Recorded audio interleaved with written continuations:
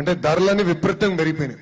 దీని అన్నిటికి కారణం పెట్రోల్ డీజిల్ పైన మనం వేసే పన్ను. ముందల ప్రభుత్వం ఆ పన్ను గాని తగ్గిస్తే ధరలని తగ్గుతాయి. ఇప్పటికి నేను చాలా స్పష్టంగా చెప్పా, తెలుగుదేశం పార్టీ అధికారంలోకి వచ్చిన వెంటనే పెట్రోల్ డీజిల్ పైన వేసే పన్నుని ప్రక్షాళన చేస్తాం, తగ్గిస్తాం.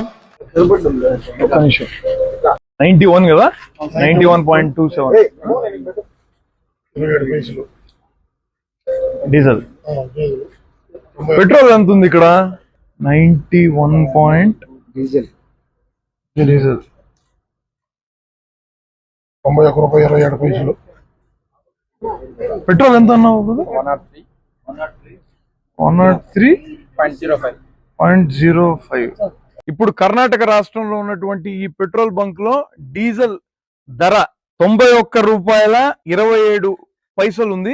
ఆంధ్ర రాష్ట్రంలో ఎంత ఉందో ఒక్కసారి వెళ్ళి చూద్దాం.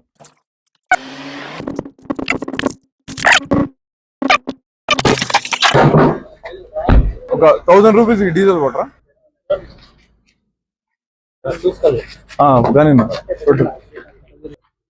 98.16 110.26. లోకేష్ గారు, ఇప్పుడు మనం మీ తండ్రి గారు అలానే గౌరవ రాష్ట్ర ముఖ్యమంత్రి శ్రీ నారా చంద్రబాబు నాయుడు గారు ప్రాతినిధ్యం వహిస్తున్నటువంటి కుప్పం నియోజకవర్గంలో ఉన్నాం. ఈ కుప్పం నియోజకవర్గంలో ఉన్నటువంటి ఫ్యూయల్ స్టేషన్ లో పెట్రోల్ ధర 110 రూపాయలు, డీజిల్ ధర 98 రూపాయల 16 పైసలు ఉంది. గతంలో మీరు ఈ పాదయాత్ర సందర్భంగా 30 రూపాయలు అధికంగా పెట్రోల్ డీజిల్ పైన ఆంధ్రప్రదేశ్ రాష్ట్ర ప్రభుత్వం డబ్బులు అధికంగా వసూలు చేస్తోంది. ఈ కారణంగా నిత్యావసర సరుకుల ధరలు మిన్నంటిపోయాయని చెప్పారు. కూటమి ప్రభుత్వం అధికారంలోకి వచ్చిన తర్వాత వెంటనే మేము ఈ ధరలు కూడా తగ్గిస్తామని చెప్పారు. ఇప్పటికీ ఏడాది అవుతోంది.